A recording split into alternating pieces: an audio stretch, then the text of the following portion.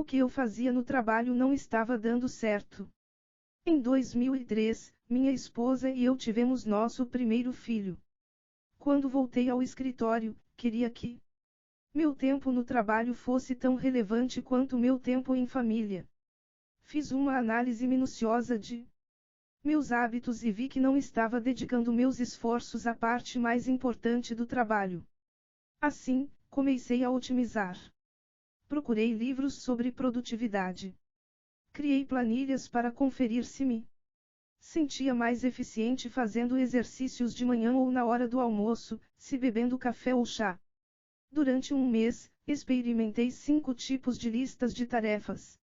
Sim, toda essa análise foi estranha. Contudo, pouco a pouco, fui ficando mais focado e mais organizado. Então, em 2007, consegui um emprego no Google, e lá encontrei uma cultura perfeita para um nerd dos processos. O Google encoraja a experimentação não apenas com produtos, mas nos métodos usados pelos indivíduos e pelas equipes. O aperfeiçoamento dos processos em equipe tornou-se uma obsessão para mim, sim, também. Estranho. Minhas primeiras tentativas foram workshops de brainstorm com equipes de engenheiros. O brainstorm, quando todo mundo expõe suas ideias, é bastante divertido.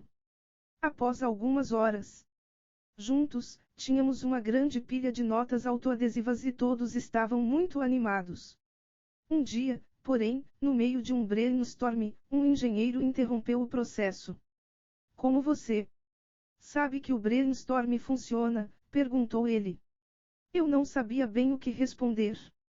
A verdade era constrangedora, eu vinha indagando aos participantes se eles gostavam dos workshops, mas não verificar os resultados reais.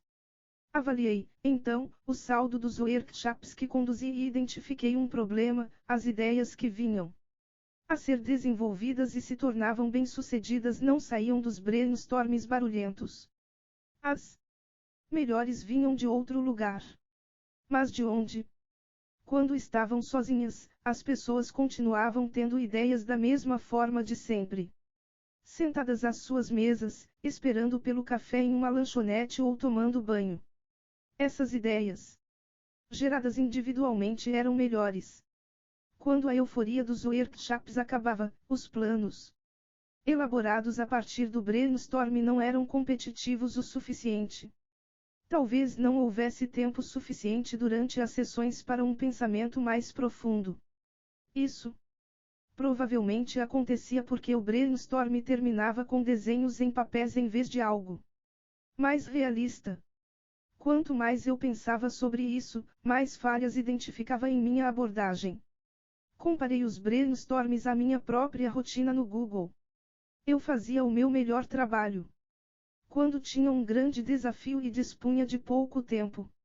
Um desses projetos se deu em 2009. Um engenheiro do Gmail chamado Peter Balsiger teve a ideia de possibilitar a organização automática dos e-mails. Fiquei animado com a ideia conhecida como caixa prioritária e recrutei outra engenheira, Annie Shen, para trabalhar nisso conosco. Ela concordou, mas só nos daria um mês. Se não conseguíssemos provar que a ideia era viável naquele período, ela iria para outro projeto. Eu tinha certeza de que um mês não seria tempo o bastante, mas Annie é uma engenheira incrível, por isso decidi apostar. Dividimos o mês em 4 blocos com uma semana de duração. A cada semana, criávamos um novo design. Annie e Peter desenvolviam um protótipo, e então, no último dia da semana, nós testávamos com algumas centenas de pessoas. No fim do mês, havíamos chegado a uma solução que as pessoas conseguiam entender e queriam usar. Annie ficou conosco para liderar a equipe da caixa prioritária. De alguma forma, fizemos o trabalho do design em uma fração do tempo habitual.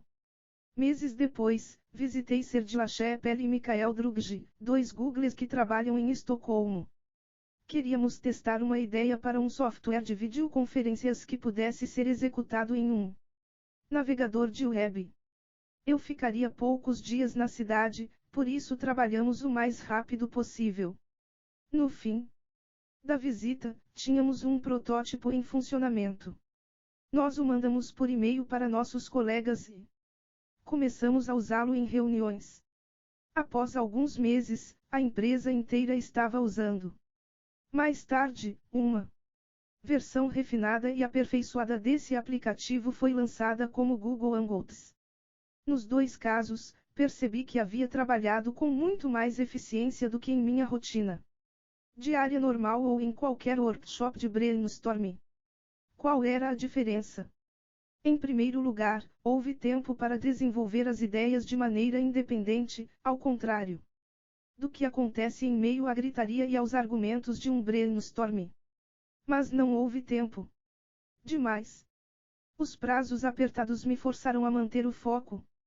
Não podia me dar ao luxo de pensar muito nos detalhes ou me distrair com outro projeto menos importante, como frequentemente acontecia nos dias de trabalho comuns. Os outros ingredientes-chave foram as pessoas. Os engenheiros, o gerente de produto e o designer. Estavam todos juntos na sala, cada um resolvendo sua própria parte do problema, cada um pronto para responder às dúvidas dos outros. Reconsiderei aqueles workshops em equipe. E se eu acrescentasse estes ingredientes mágicos: foco no trabalho individual, tempo para criar um protótipo e um prazo impreterível? Decidi chamar isso de Design Sprint, em uma alusão às corridas de alta velocidade em curtos períodos de tempo. Criei um cronograma básico para meu primeiro sprint, um dia para compartilhar informações e esboçar ideias, seguido por 4 dias de desenvolvimento de protótipos. Mais uma vez, as equipes do Google receberam a experiência de bom grado. Liderei sprints para o Chrome, o Gmail e o próprio mecanismo de buscas do Google, além de outros projetos. Foi empolgante. Os sprints funcionaram. Ideias foram testadas, desenvolvidas, lançadas e o melhor de tudo, em muitos casos, tiveram sucesso no mundo real. O processo de sprint se espalhou pelo Google de uma equipe para outra e de sede para sede. Uma designer do Google X se interessou pelo método e liderou um sprint para uma equipe no Ads. Os Googlers desse sprint contaram aos colegas, e assim por diante. Em pouco tempo, eu estava ouvindo falar sobre sprints de pessoas que nem conhecia. Cometi alguns erros no caminho. Meu primeiro sprint contou com 40 pessoas, um número ridiculamente alto que quase frustrou o processo antes mesmo de começar. Ajustei o período gasto na formulação de ideias e no desenvolvimento de protótipos. Descobri o que era rápido demais, o que era lento demais e, por fim, o que era o ideal. 2 anos depois, encontrei Bill Mares para conversar sobre os sprints. Bill é o CEO do Google Ventures, GV, firma de capital de risco criada pelo Google para investir em startups promissoras. Ele é uma das pessoas mais influentes no Vale do Silício, mas é impossível saber disso tendo como base seu comportamento despojado. Naquela tarde em particular, ele estava usando seus trajes típicos, um boné e uma camiseta que dizia alguma coisa sobre o estado de Vermont.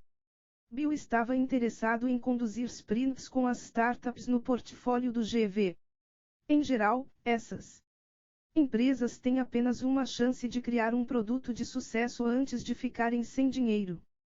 Os sprints podiam lhes dar uma forma de descobrir se estavam no caminho certo antes de se arriscarem a desenvolver e lançar seus produtos. Conduzir sprints era uma chance de economizar e gerar dinheiro. Porém, para que desse certo, eu teria que adaptar o processo dos sprints. Fazia anos que eu vinha pensando sobre produtividade individual e em equipe. No entanto, eu não sabia quase nada sobre startups e as particularidades de seu negócio. Mesmo assim, o entusiasmo de Bill me convenceu de que o Google Ventures era o lugar certo para os sprints e o lugar certo para mim. Nossa missão, disse ele, É encontrar os melhores empreendedores do planeta e ajudá-los a mudar o mundo para melhor. Não? Resisti. No GV, juntei-me a 3 outros parceiros no design, Bradenkovitz, John Zeratsky e Michael Margalis. Juntos, começamos a organizar sprints com startups, fazendo experiências com o processo e examinando os resultados para descobrir formas de aprimorá-lo. As ideias contidas neste livro vêm do nosso time todo.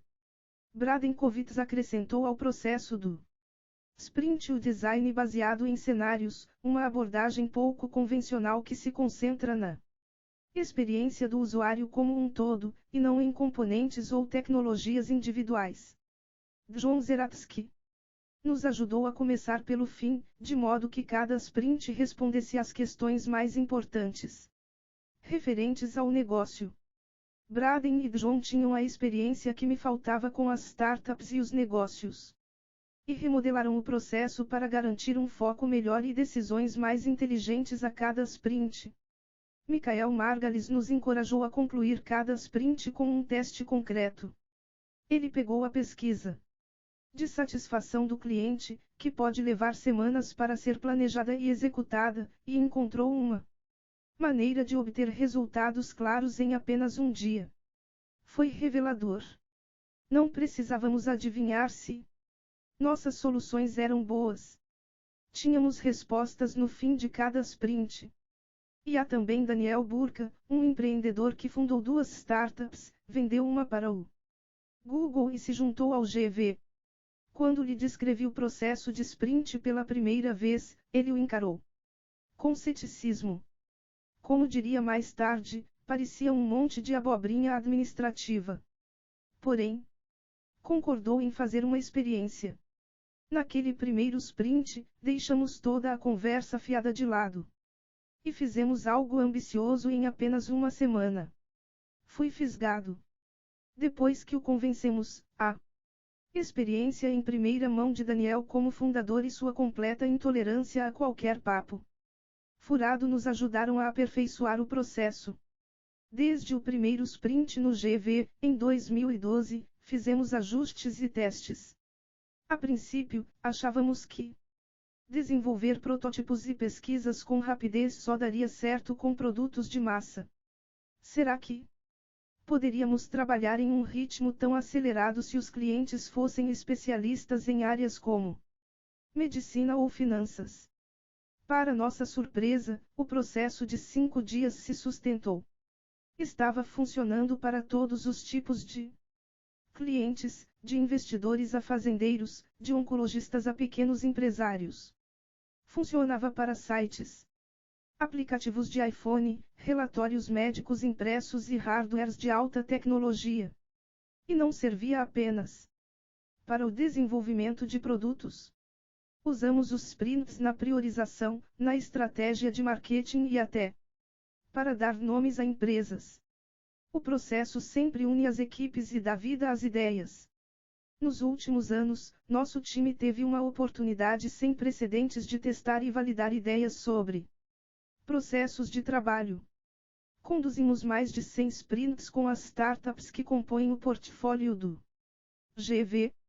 Trabalhamos lado a lado e aprendemos com empreendedores brilhantes como Annie Wojcicki, fundadora da 23andMe, Eve Williams, fundador do Twitter, do Blogger e do Medium, e Chad Harley e Steve Chen, fundadores do YouTube. No início, eu queria tornar meus dias de trabalho mais eficientes e relevantes. Queria me concentrar no que realmente importava e aproveitar ao máximo meu tempo para mim, para minha equipe e para nossos clientes. Hoje, mais de uma década depois, o processo de sprint tem me ajudado de forma consistente a alcançar esse objetivo. E estou muito animado para compartilhá-lo neste livro. Com sorte, você escolheu seu trabalho em virtude de uma visão arrojada. Você quer dividir essa visão com o mundo, seja ela uma mensagem, um serviço, uma experiência, um software, um hardware ou até, como no caso deste livro, uma história ou uma ideia. Contudo, dar vida a uma visão não é simples.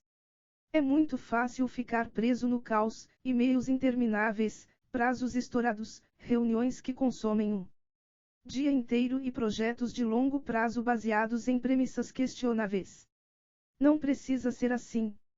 Os sprints oferecem um caminho para resolver grandes problemas, testar novas ideias, fazer mais coisas em menos tempo. Também permitem que você se divirta mais ao longo dessa trajetória. Em outras palavras, você precisa, sem dúvida nenhuma, experimentar um sprint. Mãos à obra.